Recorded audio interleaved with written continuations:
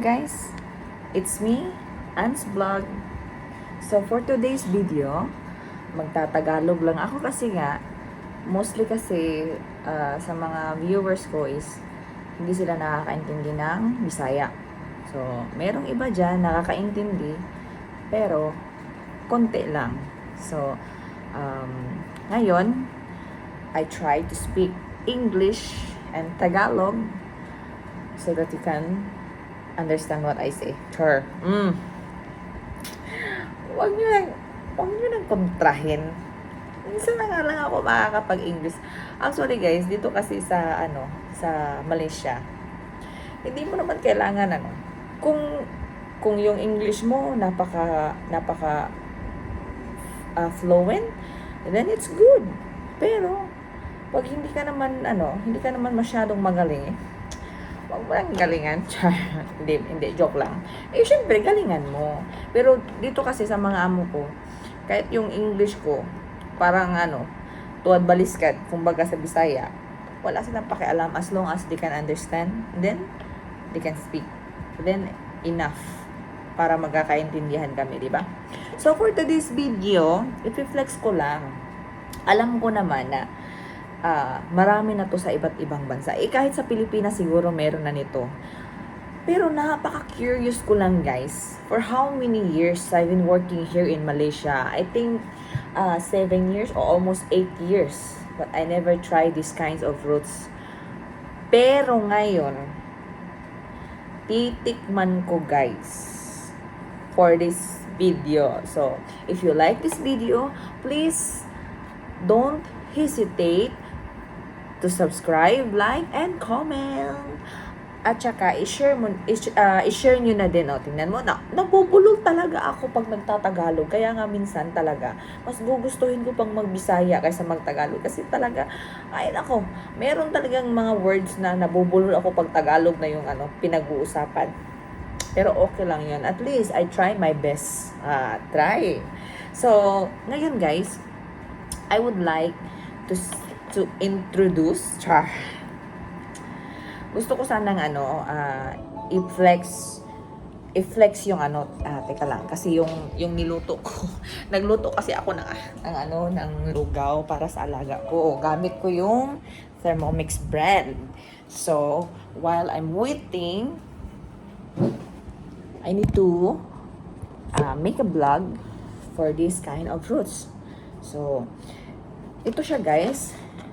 Binili ko talaga guys actually para lang matikman ko talaga kung anong lasa. Kasi sa atin kasi very normal sa atin yung mga prutas na mangga. It's very normal.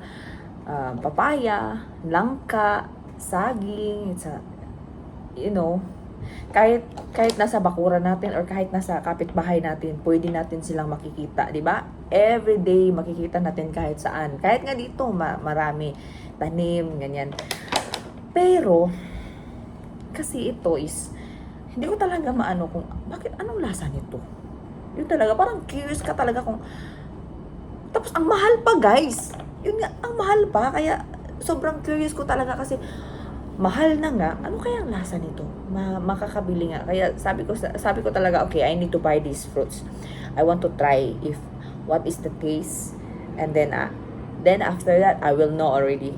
So, for today's guys, bumili ako ng red plum. So, ito siya guys. Ang laman niya guys is ito. Red plum. So, diba? Curious na curious ako guys. Kasi nga, sa amin kasi, pag ganito guys, tinatawag namin dito is makupa. I don't know if what is called in Tagalog makupa, but in Bisaya is makupa. We called it makupa. Para siyang makupa, guys. Pero yung hugis niya, guys, yung niya talaga is parang apple. Parang apple. Yung bang pag nakita mo talaga siya is apple ba 'to, maliit? Pero hindi siya red plum.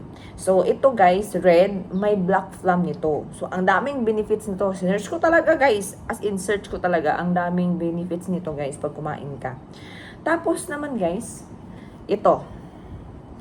Ito guys is, ang tawag dito sa English, iwan ko kung anong tawag dito sa Bisaya or sa Tagalog. Pero sa English is persimmon. Persimmon, ganito na yung itsura niya guys kasi na-overripe na. Ngayon pa ako naka-video. Nung isang araw ko pa binili pero ngayon ko pa na-flex. Kasi nga, napaka-busy ko. So, ang tawag dito guys is persimmon. Kung makikita nyo guys, kung sa akin lang ha, alam nyo ba yung alam nyo ba yung prutas na mabolo? Kasi sa Bisaya kasi is mabolo yung tawag sa amin mabolo. Iwan ko kung ano sa Tagalog. Pero yung mabolo kasi is, may amoy siya. Very strong yung amoy. Pero ito guys, wala. As in wala. Para siyang mabolo. Pero yung mabolo lang is, marami siyang parang tinik-tinik or rough like this. Pero ito guys, wala. Napakakinis. Mas makinis pa sa mukha ko. Char. Tapos para siyang kamatis. Akala ko talaga kamatis. Makakain ba to? Sabi ko talaga sa isip ko, makakain ba to? Pero, sige nga, itry ko nga. And, mostly guys, alam ko at alam nyo na ito guys is anywhere na to na prutas. Ito guys, itong pomegranate. Ganyan. Napaka-social na pangalan, no? Pomegranate. Kung sa Bisaya pa to, ewan ko na lang kung anong itatawag dito. So, ang niya is, binuksan ko na siya guys, kasi hindi ko na talaga inabot na mag-i-flex ko talaga. Talagang binuksan ko na talaga kung ano yung nasa loob niya. So, ito pala siya guys. Hindi ko alam kung paano to siya buksan kasi syempre, ngayon ko pa to na matitikman, ngayon ko pa to nakikita. So, ito pala yung niya, laman niya. So, tinanong ko sa mga kaibigan ko dito, ganito ba yung laman? Kasi akala ko kasi, ano ba to makakain ko dito? Puro naman to buto. Sabi ng kaibigan ko, makakain daw ito, makakain to. Tapos, yun nga, okay, I try. Titikman ko para makikita niyo. Pero alam ko guys na alam niyo to. Napakadaming benefits dito guys. Promise, kahit gawin niyo siyang juice. So, ngayon guys, titikman ko na kung ano ang lasa ng red plum. Okay. Next time guys, bibili ako ng black plum. Kasi may black ito Nakikita ko doon, may black. Pero, ito lang munang titikman ko kung anong lasa. Hinugasan ko na to guys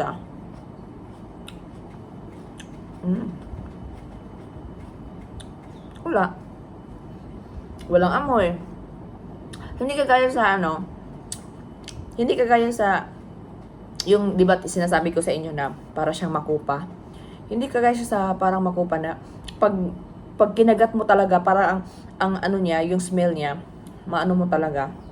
Tapos yung prutas na apple, yung mansanas, may may amoy. Pero ito wala, guys.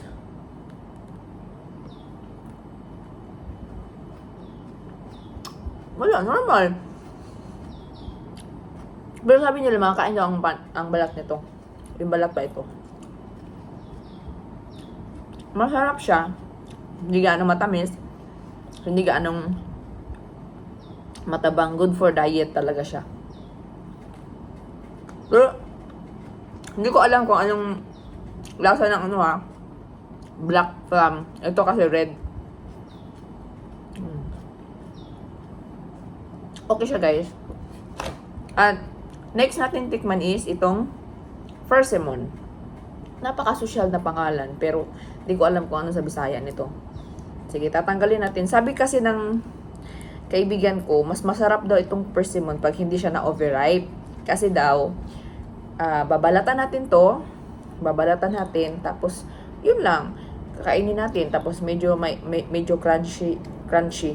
Ito kasi guys, is na siya. Overripe na siya guys. Kasi nga, wala akong time mag-flex. Kasi busy. So, ngayon, naabutan ako ng overripe. Pero anyway, titikman pa din naman natin. Pareho lang naman pag hilaw at saka hindi masyadong overripe. Pareho lang naman siguro yung lasa, di ba? Sige, titikman natin guys kung anong lasa ng persimmon.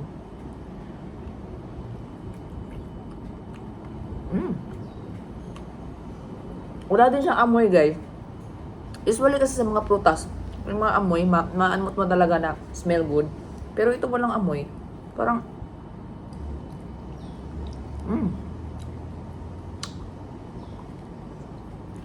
Sarap, guys. Sarap. Promise. Masarap nga pag overwrap. Ano pa kaya pag medyo tama-tama lang. Tsaka wala siyang buto. Hindi kagaya nito na may buto. Ito wala.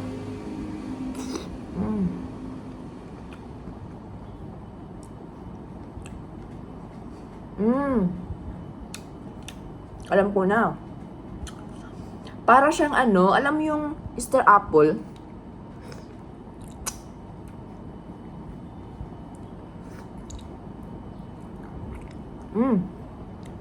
Para siyang Easter apple pag nahinog. Pag overripe, parang Easter apple talaga, guys.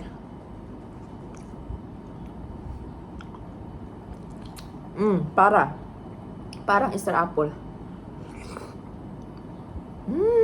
Ang sarap, guys.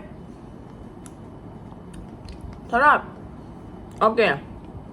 Next natin is itong pomegranate. Ay! Tumagsik pa.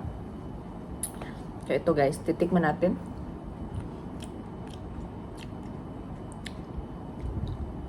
Ano to? Ang asim. Pero masarap siya, guys. Kahit maasim, pero masarap. Alam nyo ba, itong pomegranate, masarap daw siya pag i-juice. I-juice? Pag i-juice. Masarap daw siya pag gawing juice. Tapos, napakadaming benefits dito sa katawan natin, guys. Kaya, yung isa nito, guys, kasi depende, maliit kasi yung pinili ko. Kasi nga, hindi ko alam kung masarap ba siya o hindi. Pero, pinili ko muna yung maliit. Yung maliit nga, na siya rito is 9 ringgit. So, equivalent to Philippine money natin is nasa, malapit ng mag 100, guys. 90 plus na. Ito lang isa ha. Maliit pa to. May malaki doon, pero ito yung pinili ko kasi nga hindi ko pa na-try. Pero ngayon, nako, napakasarap, guys. Masarap siya. Promise. So, all in all, super sulit. Masarap. Lalo na itong persimmon. Para talaga siyang Easter apple, guys.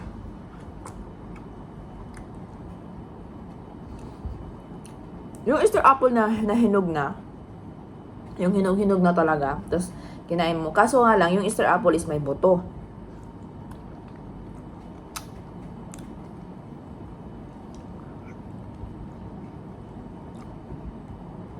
Ito wala.